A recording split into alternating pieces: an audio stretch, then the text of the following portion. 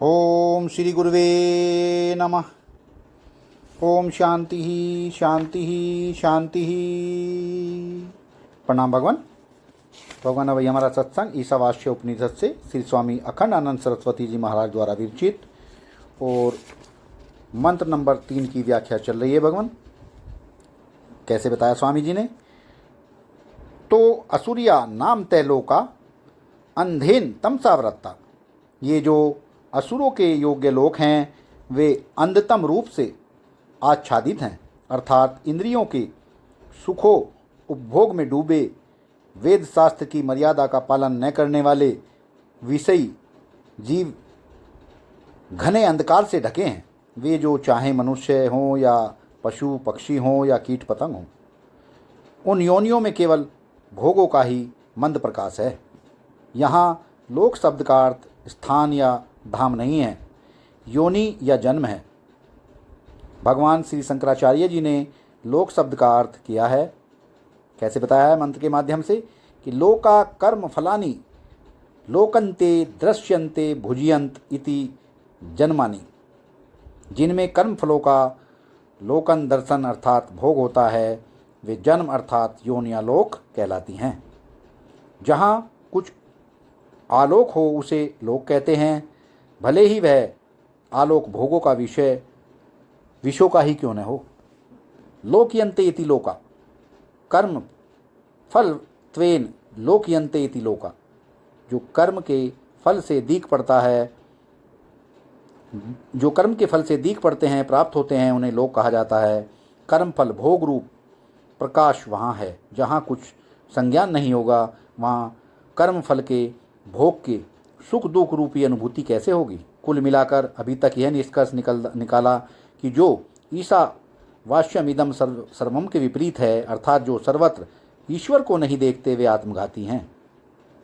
जो भोग में त्याग, धन में लुप्ता और कर्म में धर्म स्वीकार नहीं करते, वे आत्मघाती तो हैं ही, वे असुरी योनि वाले भी हैं।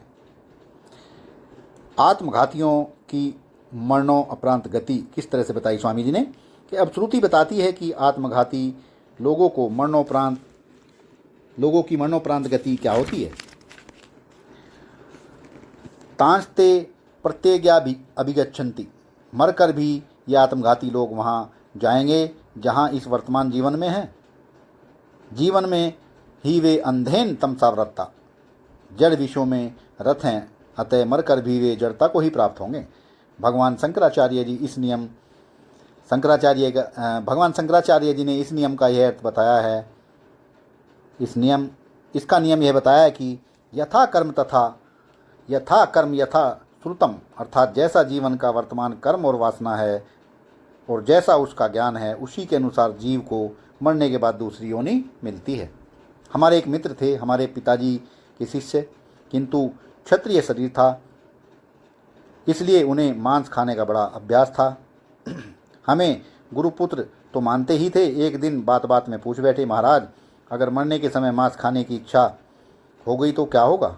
मैंने कहा गीद बनोगे और क्या, क्योंकि गीद होने पर मांस खूब खाने को मिलेगा। वे बोले अरे राम, ऐसा है तो लो मांस खाना छोड़ता हूँ। और उस दिन से उन्होंने मांस खाना छोड़ दिया। तात्पर्य यह है कि यदि मांस में रुचि होगी तो उसी रुचि के अनुसार आपका अंतःकरण बनेगा, उसी के अनुसार आपके सूक्ष्म शरीर की आकृति बनेगी और वह उस शरीर में जाकर पड़ेगी जहाँ खूब मांस खाने को मिले। फिर आप शेर, गीदड़, गीद, चील या कौवा भी हो सकते हैं और मांस में पड़े कीड़े भी हो सकते हैं। वाह भगवान वाह, वाह भगवान वाह। इसका अर्थ यह है कि अंधकार ही अंधकार है, अंधेन तमसा वृत्ता। पता नहीं अंधेरे में कहाँ तक गिरेंगे। हमारा जीवन चाहता है प्रकाश और हम गिरेंगे अंधकार में। इसलिए वेद भगवान वृद्धनारक्य उपनिषद में ईश्वर से प्रार्थना करना सिखाते हैं। कैसे बताया कि अस्तो माँ सद्गमय तमसो माँ ज्योतिर्गमय मृत्यो माँ अमृतगमय। हे प्रभु, आप हमें असत से सत्य की ओर लेकर चलिए, अंधकार से प्रकाश की ओर लेकर चलिए, मृत्यु से अमृत की ओर लेकर चलिए। तो यदि कोई भी मनुष्य जो आत्मघाती है वह जीवित रहते हुए भी अंधकार और जड़ता में रहता है, और शरीर छोड़ने के बाद भी उन्हीं अंधकार युक्त असुरी योनियों को प्राप्त होंगे। मरणोत्तर गति देश से देशांतर की प्राप्ति नहीं है। मरणोत्तर गति देश से देशांतर की प्राप्ति नहीं है, वह भाव से भावांतर की प्राप्ति है।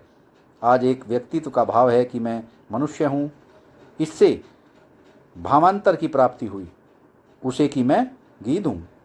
अब मनुष्याकार स्थूल देह की इस खोल का क्या हुआ? यह जलाया गया, गाड़ा गया या जल में प्रवाहित किया गया? इसका इसके लिए क्या महत्व है? जीवन में व्यक्ति जैसा है उसकी भावना बंधी है। मृत्यु के पश्चात भी उसे उसी भावांतर की प्राप्ति होगी, इसलिए वह आत्मघाती है जो जीवन में विषयों में जड़ पदार्थों में रत है। उपसंहार किया है भगवान, संगति ली है लास्ट में। इस मंत्र का तात्पर्य यह है कि सबको मूर्खता का, अज्ञानता का जीवन त्याग कर प्रबुद्ध जीवन व्यतीत करना चाहिए। असुर मत बनो, आत्मघाती मत बनो,